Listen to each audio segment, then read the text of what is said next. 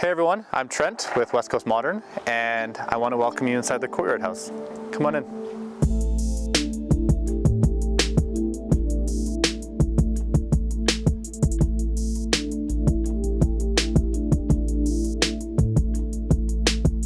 What do I love about this house? What I love about it is the significance, because you can't really see just by looking at it, but the story here is that Arthur Erickson hired James Cheng in the 70s from Harvard because he loved James Cheng's ability to plan community spaces. So this was actually one of James Cheng's first houses that he was the lead architect on. So it was for one of James's family friends, and they trusted him to really do something that was really creative.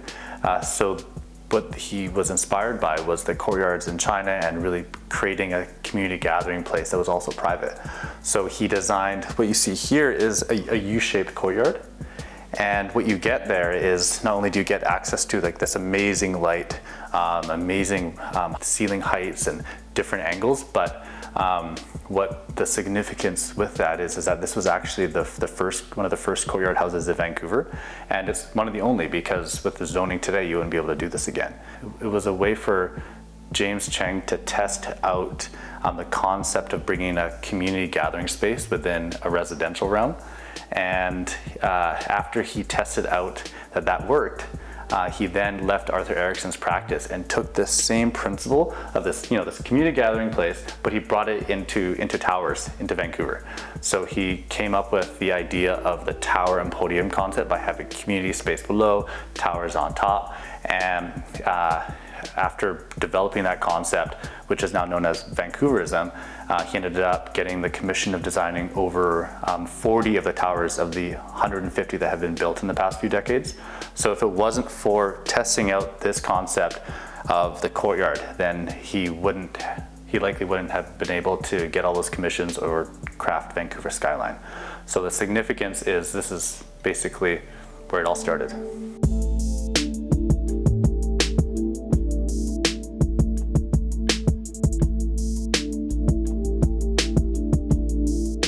So what's super cool about this house is that from every room you can experience a courtyard.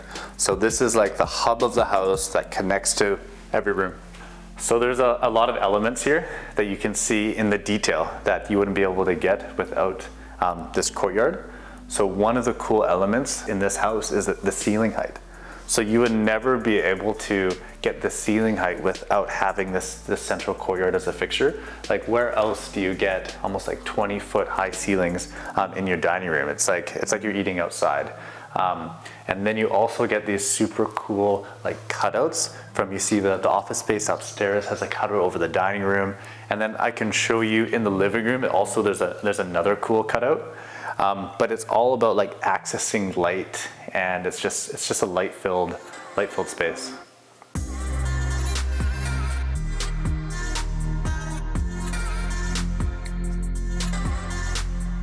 Obviously, back in the 70s when Arthur Erickson and James Cheng were doing this wasn't a white kitchen. It was all cedar, all brown, it was very dark. So the owners really wanted to just bring new 21st century life into it, and you can see they did it. All white, all clean, and it just reflects the brightness of the courtyard. A lot of the houses in the 70s were built to maximize square footage, but houses like this, Arthur Erickson's or James Cheng's, they were built to maximize space. And space can be both space that's on ground level, but also vertical space. So as you can see here in the living room, you have this beautiful cutout that again gives you that double height ceiling right when you're sitting down to watch TV.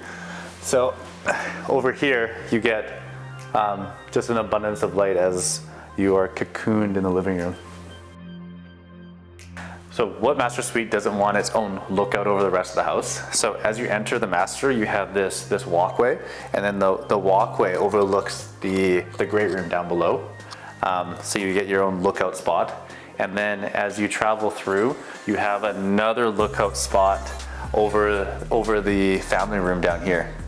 So you're like perched up in your master enclave.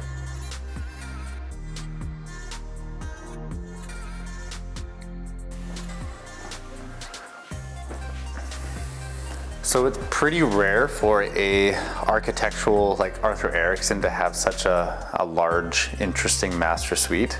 But this house really has a place for, you know, the parents to come back after a long day and just relax.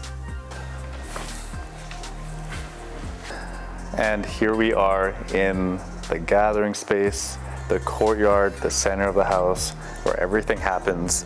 And this is just a space where the family can connect, family can come over, people can chill out here, and it's connected to the entire house. Like in this space, you can see the family room, the living room, the walkway, and up into the bedroom wing. Even though this courtyard is such an amazing core to family life, you actually can't really do them anymore in Vancouver because zoning won't allow it. So this is basically it.